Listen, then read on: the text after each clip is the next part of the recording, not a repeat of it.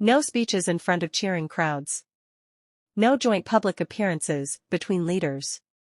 And a rumored joint visit to a Germany-Turkey football match in Berlin that is not happening after all.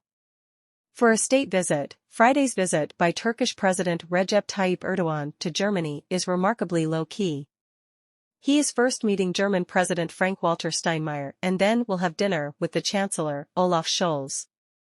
Two meetings behind closed doors and a private dinner hardly speak of fanfare. Apart from the intense security in the center of the capital, the same level as precautions taken for U.S. presidential visits, the German government hopes Mr. Erdogan's visit will pass with little notice. That's because this event couldn't come at a worse time for Germany. Relations between President Erdogan and successive German governments have been difficult for years, with spats between Berlin and Ankara regularly breaking out. When German government spokespeople mention the phrase difficult partner, you know they're talking about President Erdogan. But the Hamas atrocities in Israel on October 7 and Israel's subsequent retaliation in Gaza have left Germany and Turkey on opposite sides of the conflict. Over the past month, the Turkish president has become increasingly strident in his criticism of Israel. He has refused to condemn the killings and hostage-taking by Hamas, referring to the group as liberators. Hamas is classed as a terrorist organization by Western allies, including Germany. He has also appeared to call into question the Jewish state's existence by saying that Israel's own fascism undermined its legitimacy. Jewish leaders in Germany have accused Mr. Erdogan of fueling anti-Semitism with such comments, and there have been calls for the German government to cancel the Turkish president's visit. For Germany, historical Nazi guilt for the Holocaust means that support for the State of Israel is non-negotiable and a key cornerstone of Berlin's foreign policy.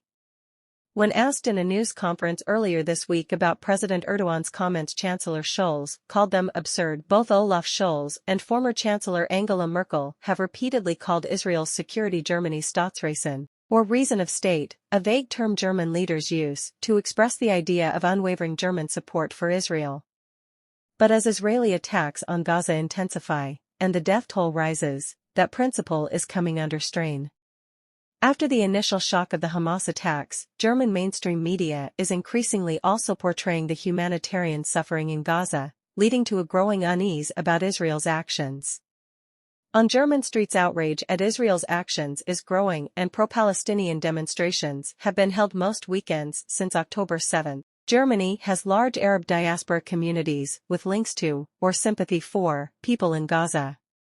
Support for Palestinians is also traditionally a totemic issue for some German left-wing groups. There are fears that any comments about the conflict by President Erdogan during his visit could inflame tensions. But Germany and Turkey need each other. Germany is an important trade partner for Turkey. It also is home to the world's largest Turkish diaspora community and is an electoral battleground for President Erdogan. He is popular with some German Turks. Around 3 million people of Turkish heritage live in Germany, with half of them still able to vote. In May, a majority of Turkish voters in Germany who took part in the election put their cross by Mr. Erdogan. Berlin, meanwhile, needs Turkish help to control migration from the Middle East. Chancellor Scholz is hoping to revive a refugee pact with Turkey to send back asylum seekers and wants more Turkish support for the West in Russia's war in Ukraine. Behind closed doors on Friday, those issues will be discussed, but the German government will be more nervous about what President Erdogan might say in public. It was in May, after Mr. Erdogan's re-election as Turkey's president, that Chancellor Scholz issued the invitation to Berlin. He probably now wishes he hadn't.